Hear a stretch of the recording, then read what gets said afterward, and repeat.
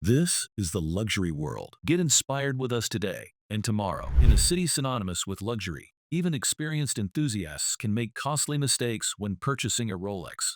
Despite the abundance of high-end boutiques and seasoned collectors, many transactions in places like Dubai still result in regret, financial loss, or watches that remain untouched in display boxes. The mystique of Rolex, its engineering, prestige, and resale potential, demands more than casual admiration. It requires informed decisions, strategic patience, and a clear sense of purpose. Missteps are common, and yet they are easily avoidable.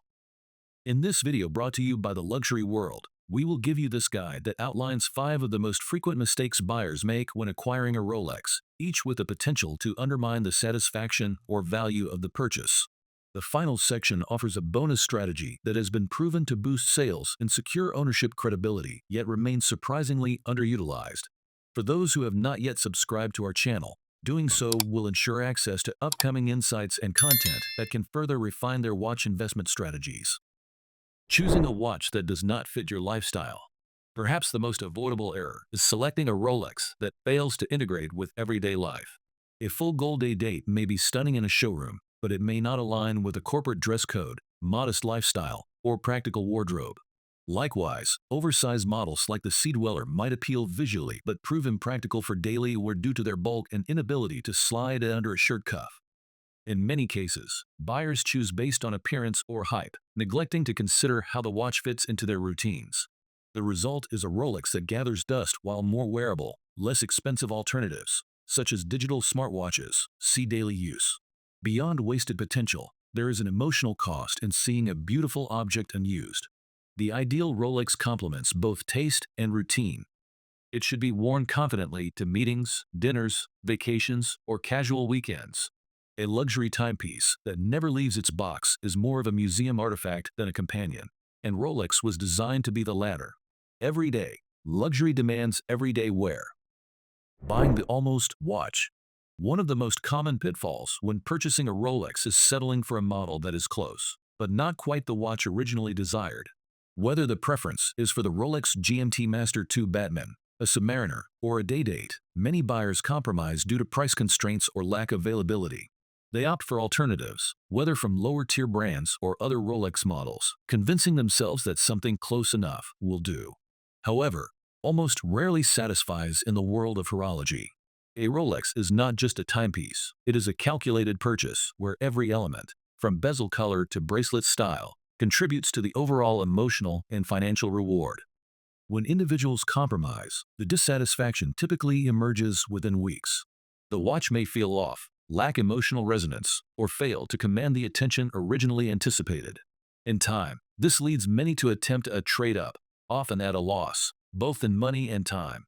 The smarter approach is to delay gratification. Waiting until the preferred model is within reach, even if it means months of saving or scouting, nearly always results in greater long-term satisfaction. Rolex, after all, is about precision, not only in engineering, but also in decision-making. Choosing the wrong bracelet or planning to add it later. Rolex bracelet selection is another area where buyers routinely miscalculate. One model can appear on both Oyster and Jubilee bracelets, creating aesthetic and functional differences.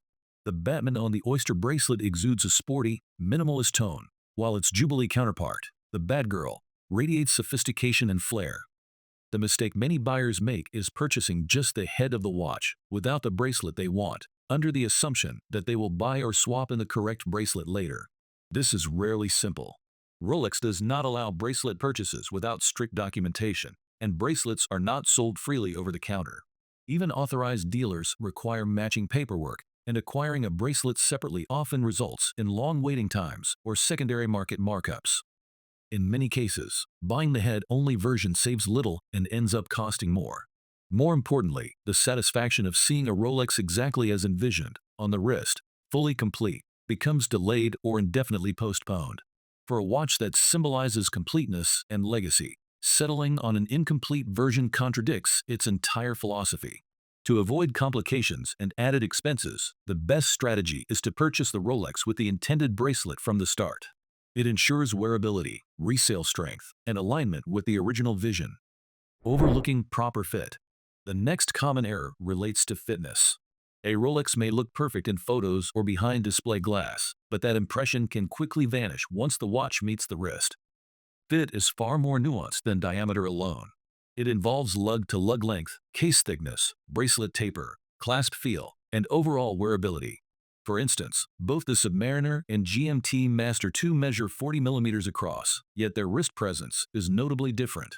The Submariner often wears chunkier, while the GMT offers a sleeker profile.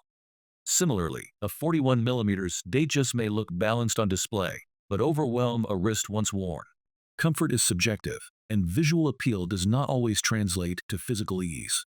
Failing to consider these subtleties leads to a watch that may technically fit, but does not feel right. Watches that do not feel right are watches that do not get worn. Ensuring the model not only looks good but also wears comfortably is essential, especially given Rolex's intent as a daily wear luxury object.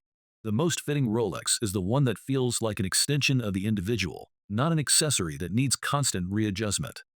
Assuming every Rolex is a safe investment.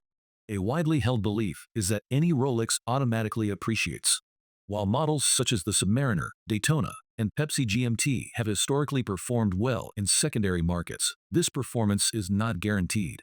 Not all Rolex references offer strong returns, and not all purchase moments are equal. Timing plays a pivotal role.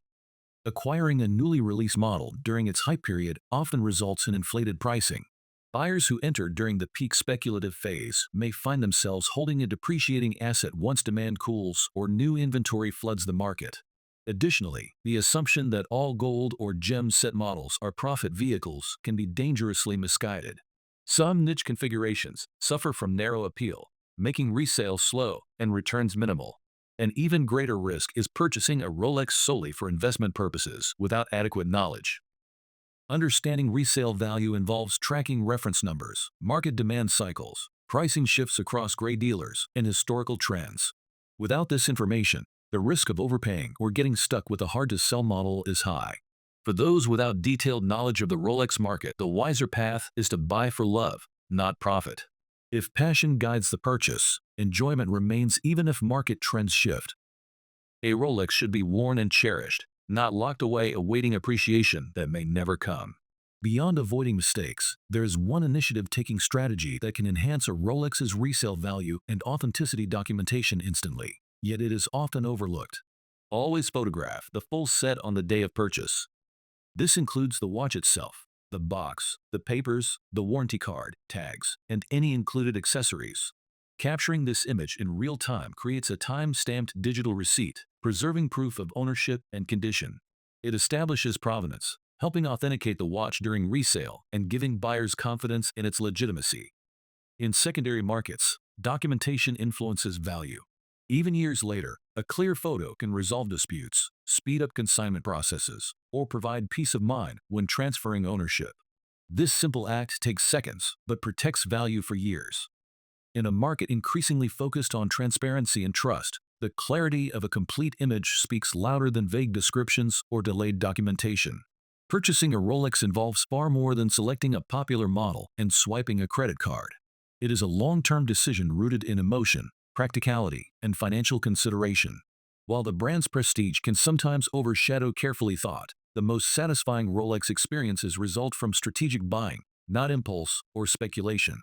Ensuring the right decision from the outset transforms ownership from mere possession into pride.